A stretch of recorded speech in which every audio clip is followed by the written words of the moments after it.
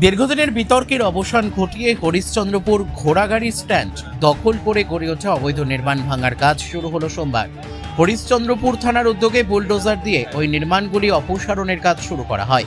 স্থানীয় সূত্রে জানা গিয়েছে, তৃণমূল কংগ্রেসের শাসনকালে ঘোড়াগাড়ি স্ট্যান্ড দখল করে দলীয় কার্যালয়, দোকান, হোটেল ও রেস্টুরেন্ট সহ একাধিক স্থাপনা গড়ে তোলা হয়েছিল বলে অভিযোগ। বিষয়টি নিয়ে দীর্ঘদিন ধরে রাজনৈতিক বিতর্ক চলছিল।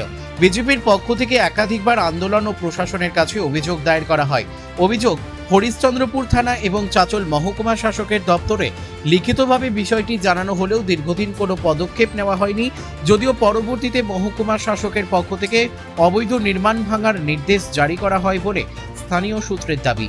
রাজনৈতিক পালাবদলের পর প্রশাসন অবশেষে ওই নির্দেশ কার্যকর করতে উদ্যোগী হয়েছে। সোমবার সকাল থেকে পুলিশি নিরাপত্তার মধ্যে বুলডোজার দিয়ে অবৈধ নির্মাণ ভাঙার কাজ শুরু হয়। এদিন এলাকার বহু মানুষ ঘটনাস্থলে উপস্থিত ছিলেন।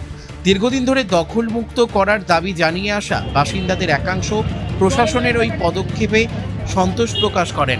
তবে অভিযোগের বিষয়ে তৃণমূল কংগ্রেসের স্থানীয় নেতৃত্বের প্রতিক্রিয়া পাওয়া যায়নি। প্রশাসনের পক্ষ থেকে জানানো হয়েছে, সরকারি জমি দখলমুক্ত করার লক্ষ্যে আইন অনুযায়ী এই অভিযান চালানো হচ্ছে।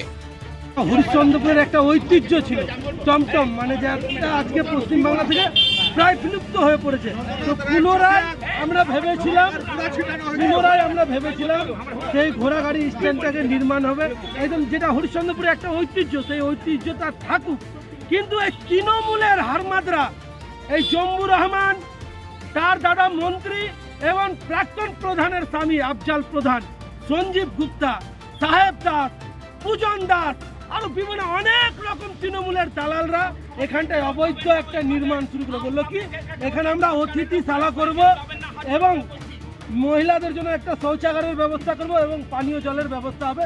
এটা স্ট্যান্ড তো অনেকে প্যাসেঞ্জাররা আছে, পাশে স্টেশনও আছে, যারা রাত্রে ট্রেন পেল না, বাস পেল না, তাদের থাকার জন্য একটা গেস্ট রুম করা হবে। ঘোড়াগাড়ি স্ট্যান্ড সিপিএমের আমলে তখনকার প্রাক্তন প্রধান কমরেড দেবেন দাসের হাত ধরে এই ঘোড়াগাড়ি স্ট্যান্ডের ভিত্তি স্থাপন হয়।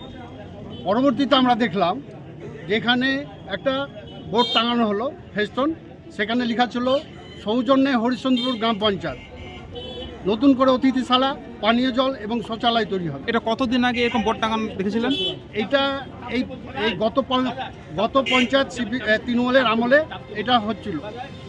এখানে একটা জেলা পরিষদের কংগ্রেসের হাত ধরে একটা আবার পানীয় জলের ট্যাঙ্কি বসানো হয়েছিল। এখানকার সাধারণ মানুষ, সব দোকানদার, রাস্তার ঘাটের পাবলিক ওই থেকে জল পান করতো, সেটাও ভেঙে দিয়েছিল এরা। ব্যুরো রিপোর্ট, আরোহী নিউজ বাংলা।